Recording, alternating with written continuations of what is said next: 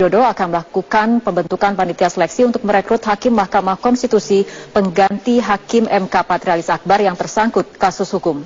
Pembentukan panitia seleksi Hakim MK pengganti Patrialis Akbar akan dilakukan setelah ada laporan penuh dan permintaan dari Ketua MK kepada Presiden. Presiden Joko Widodo saat berada di Boyolali, Jawa Tengah mengatakan seleksi Hakim MK pengganti Patrialis Akbar dilakukan secara terbuka sehingga masyarakat bisa memberi masukan. Patrialis Akbar akan diganti karena ditangkap KPK dan sudah berstatus sebagai tersangka kasus dugaan suap. Presiden berharap Hakim MK yang terpilih dari seleksi adalah hakim yang berkualitas dan memiliki integritas. Tentu saja kita akan lakukan rekrutmennya dengan pola terbuka, dengan pansel, sehingga masyarakat bisa memberikan masukan-masukan. Saya kira cara-cara itu yang kita lakukan, dan ya akan kita dapatkan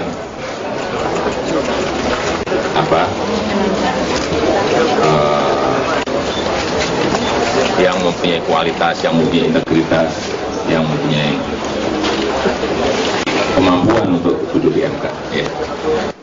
Wali Kota Jokowi meresmikan pasar tradisional hasil revitalisasi di Boyolali, Jawa Tengah. Presiden menargetkan 5.000 pasar rakyat di seluruh Indonesia akan direvitalisasi.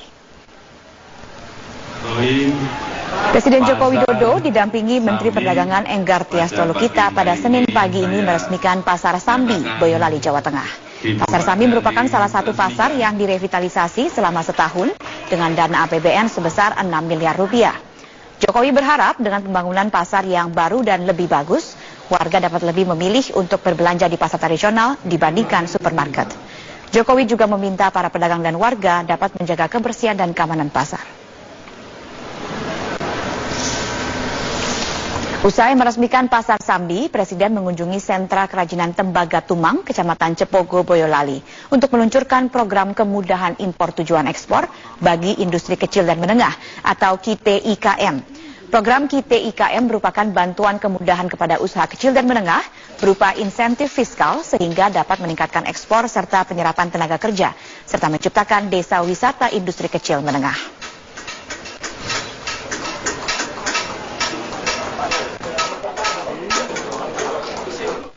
Nanti produk-produk kita akan bisa bersaing lebih bagus lagi dengan Iran, dengan India yang produk-produknya hampir mirip-mirip.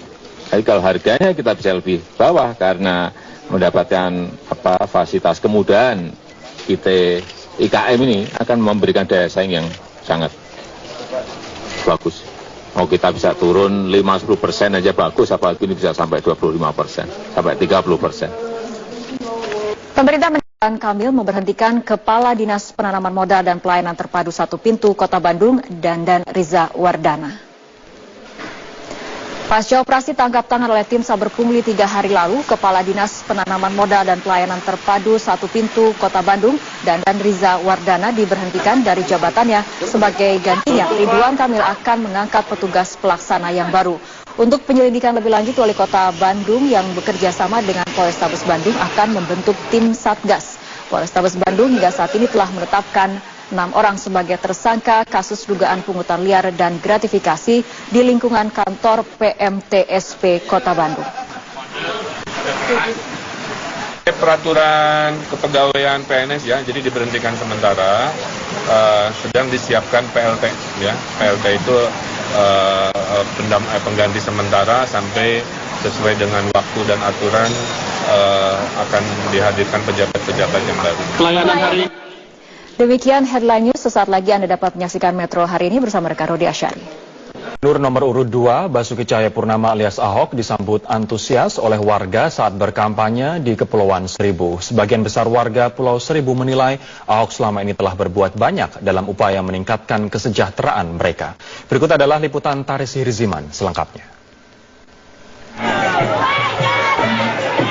Calon Gubernur Petahana DKI Jakarta Basuki Cahayapurnama atau Ahok. Sejak pagi Senin 30 Januari 2017, belusukan menemui warga Kepulauan Seribu. Ada beberapa pulau yang dikunjungi Ahok beserta tim pemenangan dan relawan, yaitu Pulau Kelapa, Pulau Harapan, Pulau Pramuka, dan Pulau Panggang. Kedatangan Ahok ini disambut antusiasme warga.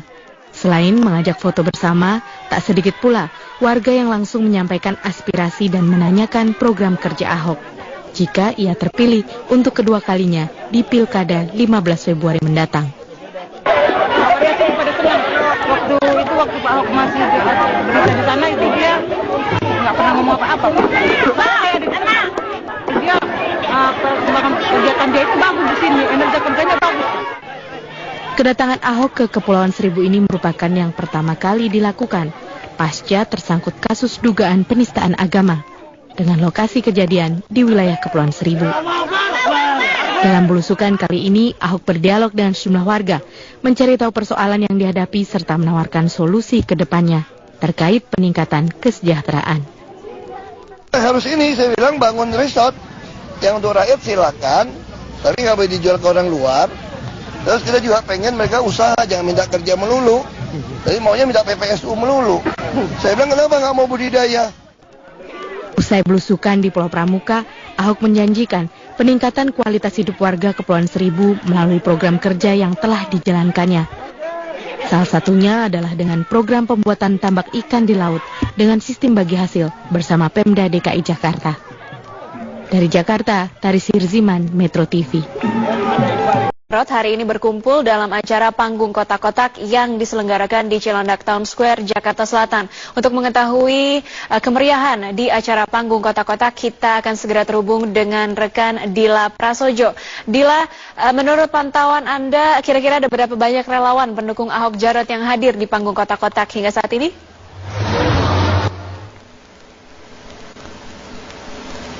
Hingga saat ini memang para relawan dan tim sukses dari pasangan calon nomor urut 2 Ahok dan Jarot ini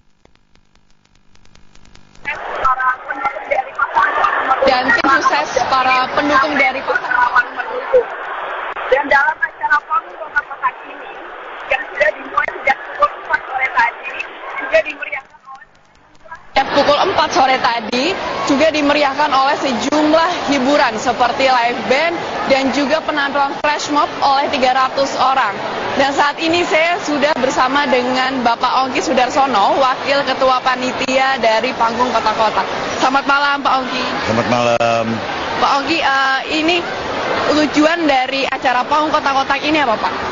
Tujuan dari terselenggaranya acara ini sesuai dengan rencana kami, ini ingin lebih mempertajam para pemilih pemula, ya, anak-anak muda, khususnya di Jakarta Selatan, ya,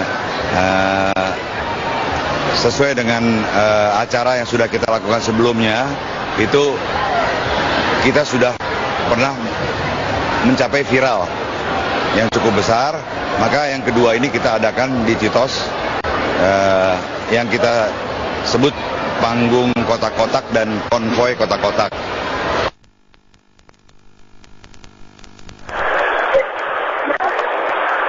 Pasangan calon nomor 2 untuk mencapai kalangan anak-anak muda, ya, yang mungkin belum mempertajam, ya, pilihannya. Kemudian juga dengan adanya isu-isu yang mereka sudah lihat di debat pertama dan Pak, ini apakah acara seperti ini merupakan suatu acara rutin dari kegiatan kampanye dari pasangan calon nomor urut 2 Ahok Jarot ini Pak? Secara agenda kita tidak bisa sebutkan ini rutin. Sesuai dengan kita lihat sesuai dengan elektabilitas. Jadi selalu kita adakan pas dari acara debat pertama, ya, kemudian debat kedua, kita lihat begitu dia menurun atau dia sudah